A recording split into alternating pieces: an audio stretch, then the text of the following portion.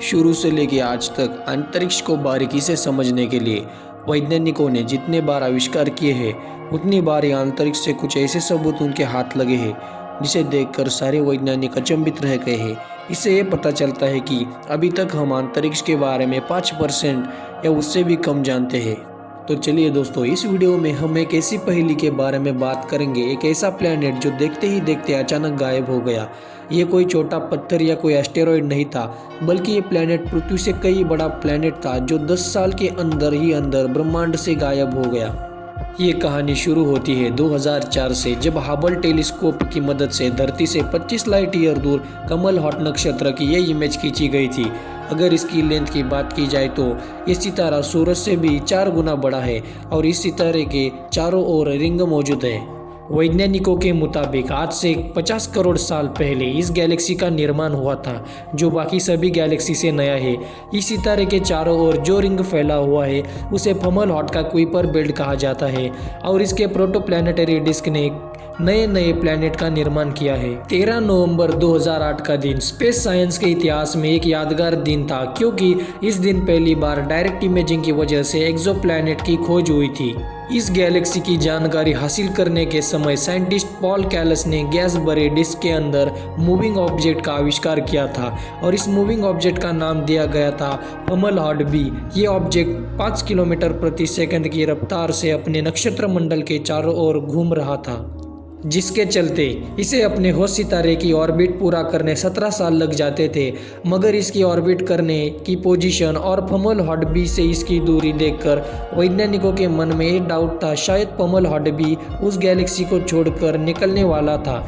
साल 2015 में international astronomical union ने इस एक्सोप्लैनेट को आम लोगों की वोटिंग के बाद डैगन नाम दिया था, लेकिन इस मूविंग ऑब्जेक्ट की वजह से वैज्ञानिक काफ़ी परेशान हो गए थे, क्योंकि हबल टेलीस्कोप की वजह से इमेज को देखते हुए मालूम हो रहा था कि प्लैनेट आहिस्ता आहिस्ता गायब हो रहा था।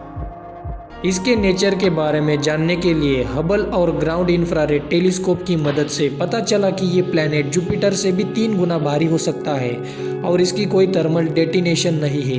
ये सितारा लाइट को भी रिफ्लेक्ट कर रहा था, लेकिन जो भी हो, वैज्ञानिक इस प्लैनेट के यूं अचानक गायब हो जाने के बात को हजम नहीं कर पाए थे। समय के साथ साथ ही ये धुंधला होता गया। ये घटना इस थियरी को सपोर्ट करती है कि असल में फमल हॉट भी एक एक्सोप्लैनेट नहीं था, बल्कि ये 2 एस्टेरॉयड की टकराने की वजह से बना एक बड़ा डस्ट क्लाउड था जो धीरे धीरे फैलता गया और इसीलिए बाद में फिर फमल हॉट बी की एक और नाम दिया गया, द ज़ॉम्बी प्लैनेट। अभी भी इस बात का कोई भी ठोस सबूत नहीं है कि आखिर ये क्या था। ये जुपिटर या सैटर्न की तरह गैस जायंट था या अपने होस्ट सितारे के बनने के कुछ मिलियन साल बाद ही बन गया था, लेकिन ये 2 ऑब्जेक्ट के टक्कर से बना हुआ एक गैस क्लाउड था जो लगभग इसकी उम्र 100 साल तक हो सकती है। खैर, अभी तो ये गायब हो चुका है, मगर इसकी मौजूदगी अंतरिक्ष के बारे में बहुत सारे राजों को उलझा कर गई है। हो सकता है कि ऐसे कई सारे ज़ॉम्बी प्लैनेट उस नक्षत्र चंबल के चारों ओर घूम रहे हो। गैलेक्सी का अंदरूनी किनारा बहुत ही शार्प है, शायद कोई बड़ा ग्रह इस किनारे को ऐसा शेप दे रहा हो। और ये भी हो सकता है कि फमल हॉट बी के कुछ ही दूर एक और जायंट प्लैनेट मौजूद है जो जुपिटर से 13 गुना भारी है और इसी में ये ज़ॉम्बी प्लैनेट समा गया हो। इस थियरी को मद्देनजर रखते हुए फमल हॉट सी प्लैनेट का अनुमान किया जा सकता है।